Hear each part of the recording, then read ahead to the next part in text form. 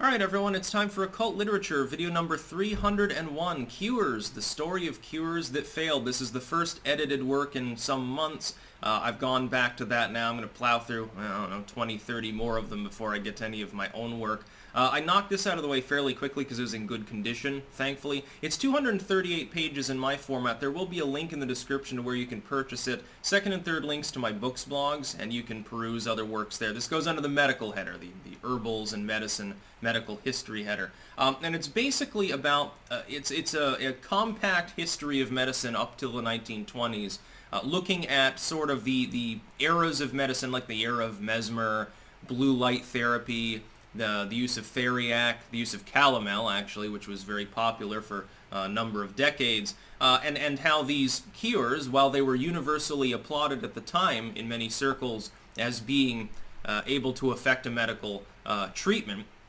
for injury, for disease, for some symptom or complaint, that thereafter almost universally they were totally discredited. Now, there are two problems actually in this work. The work itself is very, very good, but there are two minor oversights. The first is that James Walsh never actually aims that same conjecture at his own era.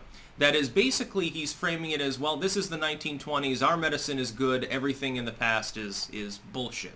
The second one is actually, and this is funny, it mentions several things that actually came back into usage more recently. Number one would be leeches. Leeches, of course, were used widely in the medieval era. It's called leechcraft, literally, for all sorts of complaints. The idea was removing blood from the system to balance the humors. Under the auspices of the four humors, under Galen, this was basically medicine for, what, 2,000 years or something. Of course, it doesn't work for that. Taking blood out of a person's system is not particularly medicinal for most purposes, but the application of leeches can help with certain conditions. The other one would be actually the usage of monkey glands.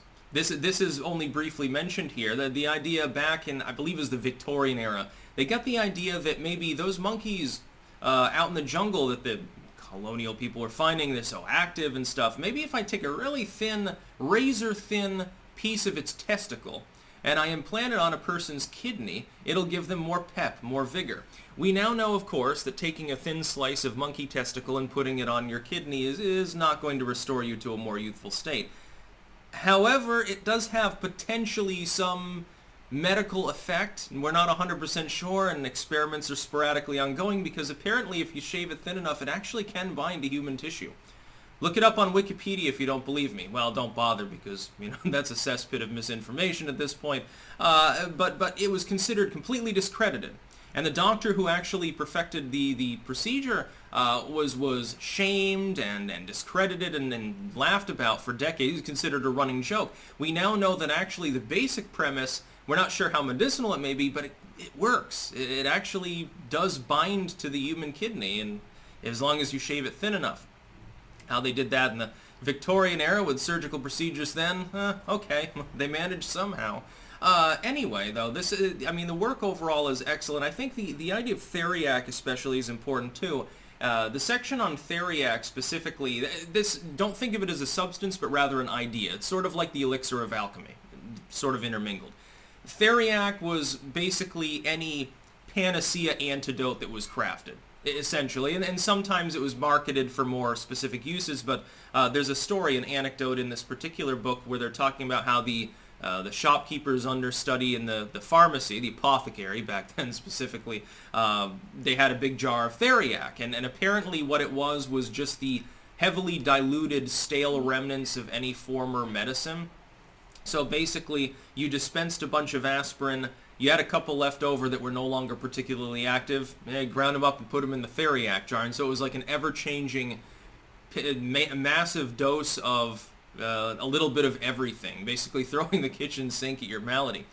Because of the placebo effect, it largely worked, and that's the central premise of this work, and this is why I'm including it. Number one, because there's, the superstitious side of, like, demons causing disease, miasmatic theory and stuff, and I like that. Number two, though, it's important to keep in mind the role of the human mind and the human consciousness, not just in disease, which is the premise here, but overlapping that with magic, with superstition and so forth. I believe that magic works. I believe that the human psychology plays a role in it working.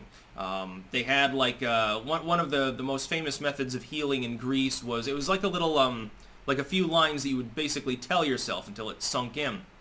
Like you had a headache, you'd say, roughly translated of course, I have a headache. Why do I have a headache? Oh, I don't have a headache. And it was always in triplicate form, and they had like triangular spells and stuff like that. I guess the idea of 3 was very important in that particular healing system. And it would work for people because a lot of their complaints were psychosomatic to begin with. So it's a fascinating work. It's got a lengthy expose on Mesmer. It's got a little bit of everything, basically all the way from ancient Egypt and Roman Greece, all the way up through the late pre-modern period of the late 19th century. Again, link in the description to my edition of this work on Amazon, 238 pages, so it is a full-length work. Second and third links to my books, blogs. Go to the herbal section if you're interested in anything related to bizarre medical history. I got several dozen works in it, so there's plenty of reading material. That's about all. Peace out.